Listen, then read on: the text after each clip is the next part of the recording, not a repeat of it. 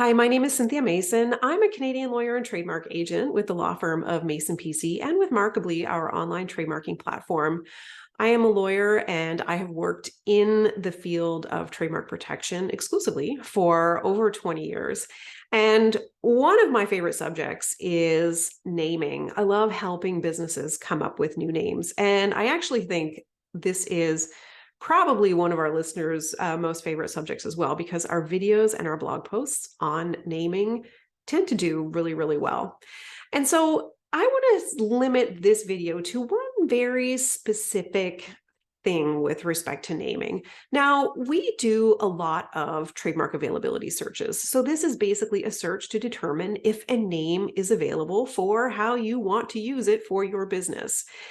And I want to talk specifically about one of the worst things that you can do as a business owner. I mean, one of the best things that you can do is invest in a search. But one of the worst things that you can do after you have invested in this search is to still go ahead and use a name that is very similar to one or multiple other names that came up in that search. Now, if you're going to use a name that is similar to just one other one that came up in your search, I mean, maybe you have come up with a really unique and clever name and you love it.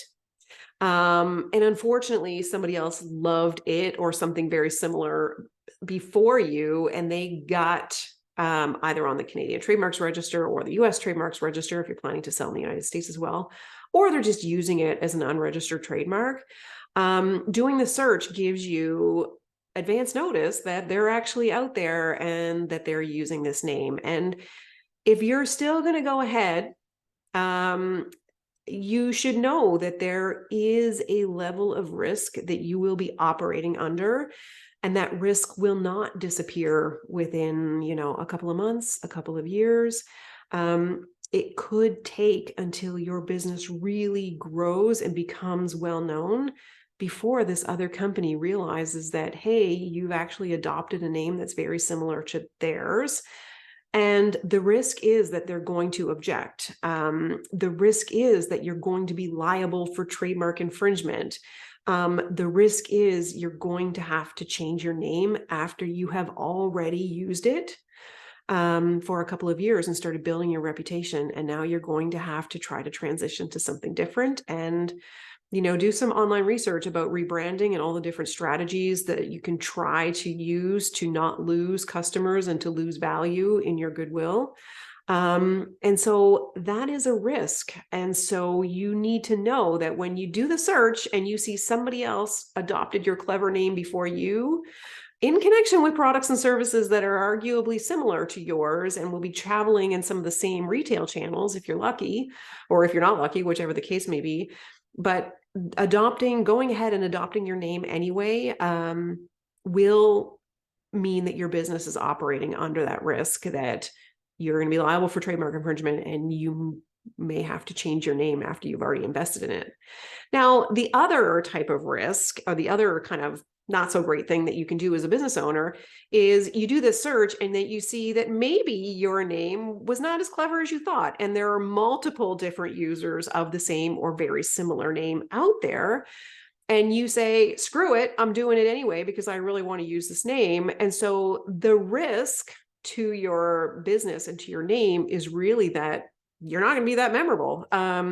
Memorable names are unique names. They're unlike any other names that are out there. And so if you're going to try to enter a crowded field, it becomes a lot more difficult for you to become known for your brand. From a legal perspective, I mean, I'm not a marketing expert, but from a legal perspective, I can tell you right now, if you're adopting a name that's very similar to a lot of others in your industry, your slice of rights or your slice of legal rights when it comes to protecting that name are going to be really, really narrow. As like worlds different than if you came up with a completely coined name that nobody else had thought of and is using in your industry. So your ability to stop other people from using, the common element of that name that you share with other people is pretty much limited. I would say you're largely going to be limited to only stopping other people from using your exact name. It's also very challenging to get a somewhat non-distinct name registered as a trademark in Canada. Distinctiveness is a registrability requirement. And so when you have a name that is very similar to a bunch of others in your industry, technically you're arguably in non-distinct territory, and the risk to your business and to your name and to your legal rights is your name really will be very challenging to become known, to be remembered. And you won't really be able to stop other people from using a name that is very, very similar. So when you are in the fortunate and you were smart enough to do the trademark search and you were given advance warning that your name is not that great, the best thing to do is to just go back to the drawing board and come up with a different name and start the clearance process all over again. The worst thing that you can do is say, I'm just going to ignore the results and hope for the best.